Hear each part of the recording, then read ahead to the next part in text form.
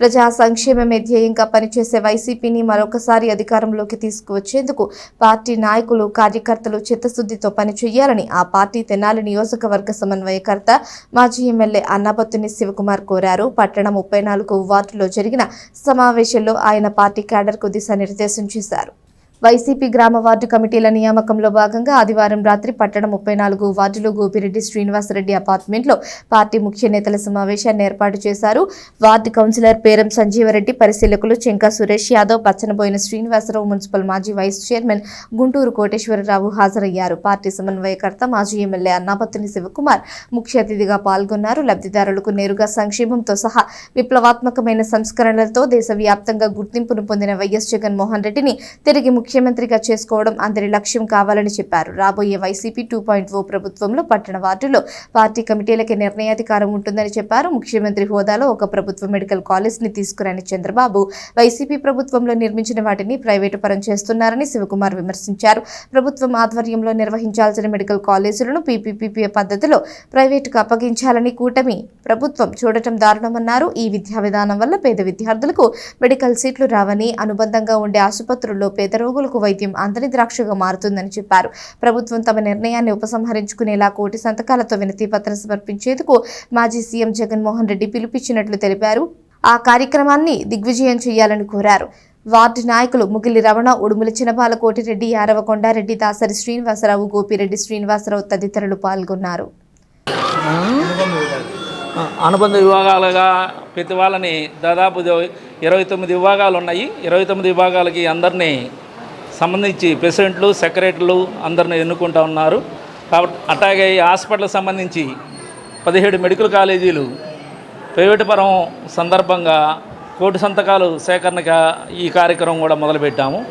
ఈ వార్డు 34వ వార్డుకు సంబంధించి మొత్తం ఈ వార్డులో ముఖ్యమైన వాళ్ళం నేను, నాతో పాటు శ్రీనివాసు. ఈ వార్డులో ఇప్పుడు వరకు ఏ సమస్య వచ్చినా, ఎటువంటి పరిస్థితులైనా, ఏదైనా సరే మ్యాక్సిమం ఎక్కడికి ఎటువంటి ఇబ్బంది లేకుండా అవకాశం ఉన్నంత వరకు నేనైనా సరే, మా మిత్రుడు శ్రీనివాస్ అయినా సరే, ఏదైనా బాలకోటరెడ్డి ఈ వార్డుకు సంబంధించి ప్రతి అంశం, ప్రతి సమస్య ఉన్నంతవరకు చేయగలిగిన వరకు చేశాము. రాబోయే కాలం కూడా 2029 దాకా మన పార్టీ అధికారం వచ్చేదాకా కూడా మీ అందరికీ అండదండలుగా ఉంటాము. కానీ మనం కష్టపడిన వాళ్ళకి కూడా వాళ్ళతో పాటే సమానంగా జరిగినాయి. ఎందుకు జరిగినాయి అంటే, అంతకుముందు గతంలో టీడీపీ గవర్నమెంట్ ఉన్నప్పుడు ఈకేవైసీ అవన్నీ వాళ్ళకే జరిగినాయి. అవి జరిగిన వాళ్ళకే దబ్బుకుని పథకాలు కూడా వాళ్ళకే ముందు వచ్చినాయి. మనకు కొద్దిగా నిదానంగా వచ్చినాయి. కానీ కష్టపడిన కార్యకర్తలకు అనేది న్యాయం జరగల. అందుకని జగన్మోహన్ రెడ్డి గారు మొన్న ఈ విషయం గురించి పరిశీలించుకొని మన శివకుమార్ గారితో ఇప్పుడు వచ్చిన మీరందరూ కమిటీ పనిచేసిన కార్యకర్తకు నష్టం జరిగింది. అందుకే మీరు ప్రతి వార్డులో, ప్రతి నియోజకవర్గంలో ఈ మీటింగులు పెట్టి మన పార్టీ అంటే ఎవడైతే ప్రేమ ఉందో, మన పార్టీ అంటే ఎవడైతే పనిచేసాడో వాళ్ళనే తీసుకోండి. మీకు దయచేసి ఇక్కడ ఉన్న మీ అందరికీ చెబుతున్నా, ఈ కమిటీల్లో ఉన్న వ్యక్తుల్ని రోజు మేము ధర్నాకి రెండో లేకపోతే పోరాడదాం రండి అని పిలవటానికి కాదు.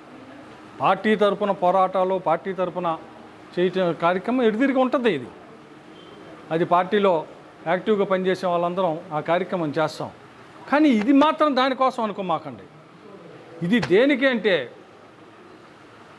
ఎక్కడైతే మనం గత 5 సంవత్సరాల పరిపాలనలో ప్రజలకి మేలు చేసి మనం కోల్పోయామనుకుంటున్నామో, ఈరోజు దాన్ని సరిచేసే క్రమంలో ఈ కమిటీల ద్వారా భవిష్యత్తులో వైఎస్ఆర్ పార్టీ అధికారంలోకి వచ్చినాక ప్రభుత్వంలో భాగస్వామ్యం చేయటం కోసమే ఈ కమిటీలు ఏర్పాటు చేస్తుందనేది గమనించండి.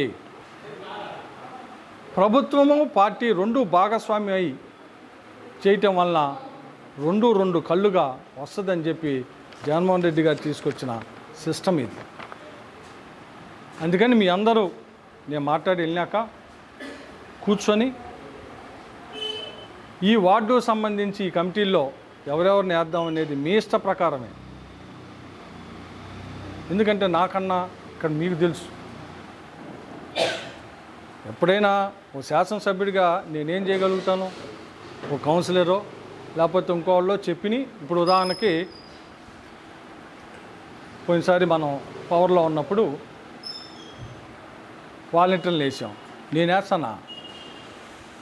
ఈ వార్డులో కౌన్సిలర్ సంజీవ్ రెడ్డో లేకపోతే ఇంకొకళ్ళో అన్న ఇదిగో వీళ్ళని నెయ్యి అని చెబితే ఆ పేర్లు నాకు ఇస్తే నేను అవి కమిషనర్కి ఇచ్చి ఇదిగో వీళ్ళని నెయ్యండి అని చెప్పాను. దాంట్లో ఏదన్నా రోస్టర్ గెస్టర్ రిజర్వేషన్ ఉంటే వాటిని పార్టీ ఇవ్వను.